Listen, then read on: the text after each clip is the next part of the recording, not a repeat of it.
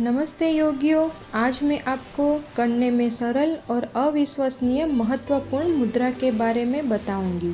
जी हाँ योगियों, वो है ज्ञान मुद्रा।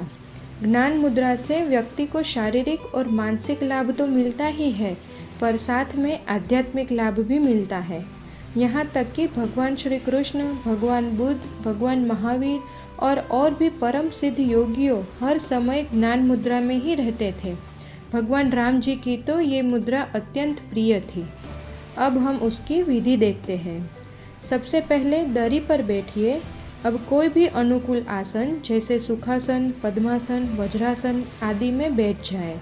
अब अपने दोनों हाथों को घुटनों पर रखें और हाथों की हथेली आकाश की तरफ रखें।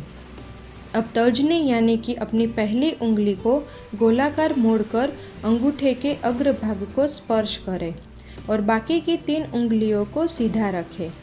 आंखें बंद करके सांस को नियंत्रित करें और धीरे धीरे सांस लें और धीरे धीरे सांस छोड़ें।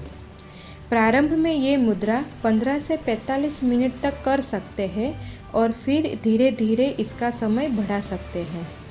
शरीर के 5 तत्वों में से अंगूठा अग्नि तत्व का प्रतीक होता है और तर्जनी उंगली वायु तत्व की प्रतीक होती है। जब अग्नि और वायु आपस में मिलते हैं तो क्या होता है? अग्नि प्रचंड होती है। ठीक इसी प्रकार जब तर्जनी और अंगूठे का मिलन होता है तो बुद्धि का विकास होता है, मंद बुद्धि भी चमक उठती है। अंगूठे के अग्र भाग में मस्तिष्क और पिट्यूटरी ग्रंथि के दबाव बिंदु होते हैं और तर्जनी के अग्र भाग पर मन का बिंदु है। इन दोनों का हल्का सा स्पर्श करते ही मन, मस्तिष्क और पिट्यूटरी ग्रंथि तीनों जागृत होते हैं। ये मुद्रा शरीर में वात, पित्त और कफ को संतुलित बनाती है। Migraine, high blood pressure, diabetes, हृदय रोग, त्वचा रोग, झाइयाँ, चेहरे के दाग इत्यादि समस्याओं को दूर करने में सहायक है। इस मुद्रा से एकाग्रता और स्मरण शक्ति बढ़ती है। ज्ञान मुद्रा की निरंतर साधना से मानवी का ज्ञान क्षेत्र विकसित हो सकता है, जिसको आज की भाषा में 6th सेंस डेवलपमेंट कह सकते हैं। योगियों, ये तो थे शारीरिक और मानसिक लाभ। आध्यात्मिक लाभ देखें तो साधक की चारों ओर पीले रंग की सात्विक तेज प्रभा यानी ऑरा प्रकट होता है।